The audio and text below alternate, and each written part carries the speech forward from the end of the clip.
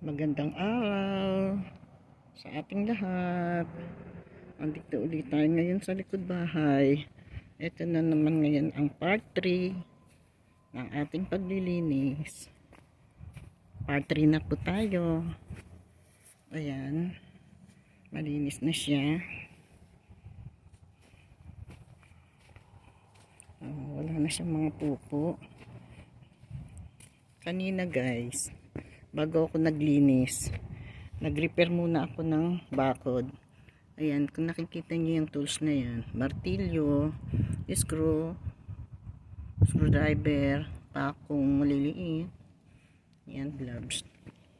Nag-repair ako dito kasi itong kahoy na to, yung bakod, ayan, ito, yan, nakabukas na yan, na ano nila yan, nabuksan nila. Ay pag hindi inagapan, makakalabas sila. Kaya naghanap ako ng kaprasong kahoy, temporary. Yung ginawa ko, walang pa akong malaki-laki. Nakakita ko screw, ayan, in-screw ko muna sila. Temporary lang yan, importante matakpan. Ayan na. Tapos tsaka ako nagsimulang maglinis. May mga inipon ko, kinalalagay ko. Ayan, tumpok-tumpok. Ayan. Tumigil muna ako kasi nag-break time ako. Alam nyo naman, oras na ng lunch. Ayan, dadakutin ko na lang yung mga nakatumpok na yan.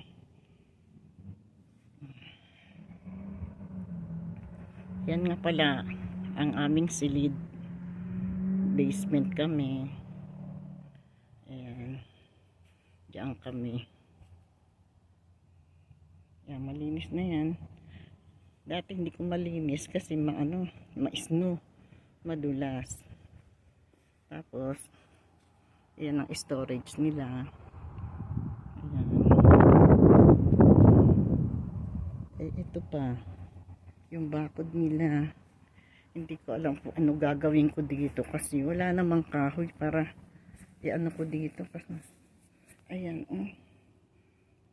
konting ano na lang yan, kaya nang gibahin kasi yung kahoy niya marupok na, hindi matibay, kaya kailangan na niya ng palitan. Ayan, mag-ano ako maya mag-ano na ako ng basura.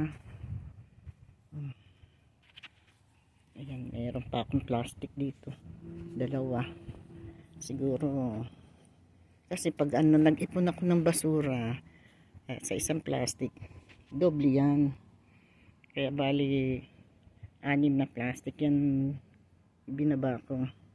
Kanina naka-gloves ako, ang init, pawis na pawis ako, kaya tanggal ako ng gloves at nagpalit na rin ako ng jacket. Kanina ang kapal ng suot ko, nakainit, pawis na pawis ako. Ang lola pinagpapawisan, kaya pagkatapos kong mag lunch, ayan na, nagpalit na ako. Mas presko. Yun lang, malamig pa rin yung hangin. Okay guys, dito na lang muna ang ating vlogs. Paalam. God bless. Jesus loves you. Bye.